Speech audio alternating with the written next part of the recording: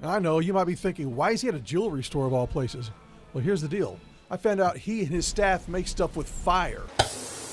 I do a lot of dragons, Yeah, he said dragons. but we have sold 15 of them. It is a jewelry store, but we also manufacture jewelry. See, the top floor is almost a facade to disguise the really cool stuff that goes on down below. And I just welded these two pins together. With a laser beam. When they want something really sophisticated, that's when I can really shine. If it isn't obvious by now, Christopher is not your run-of-the-mill jeweler. Working on metal, playing with fire. Over the years, he's done hundreds of wedding bands. I like to make attention mechanisms. I like things that stand out at a party. But jewelry is not a necessity or a necessary purchase. It's an emotional purchase.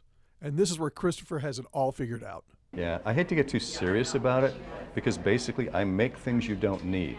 If I make it right, you want it. Julie is his second in command, and she's a very accomplished artist. I have engraved this entire pattern here on here, all of these little accent details. It's all done by hand. But to be successful at any business, you have to be an expert at all facets of the business, form and function. If you look at this hand and you put a plain band across the hand there, the hand gets squarer and heavier. But by picking up this diagonal, the hand looks longer and prettier. Sometimes customers know what they want, but they don't know how they want it. Make it so I can wear it every day, but I want to be able to see it. So I said, well, we'll make it into a ring and a pendant. Which brings me back to his basement, where the magic is made. We kind of do anything. Everything is possible when you're working with metal. Remember the dragons? Don't they come from fire and metal?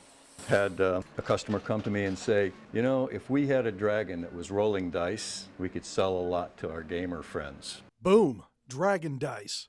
Working on metal, playing with fire, it's just great. The things you can do with metal are not limited. Fortunately, neither are the imaginations at Christopher & Company. I didn't realize it when I went into it, but when I started looking at jewelry and thinking about making it, and you see it and you're just fascinated by it. With metal in jewelry, you have the chance to make that something. And that rush of creating something that people want to be involved with, want to look at a second time, it's just extremely rewarding. Forged in Champaign, Illinois made, Illinois proud. Steve Nichols, WAND.